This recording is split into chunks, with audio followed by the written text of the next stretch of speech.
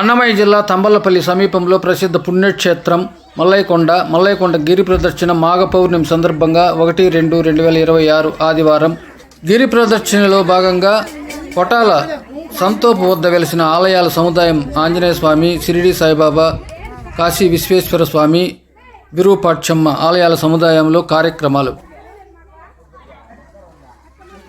పెద్దమండి మండలం బండ్రేవు కేతిరెడ్డి గారిపల్లి కళాకారుల నృత్య ప్రదర్శన.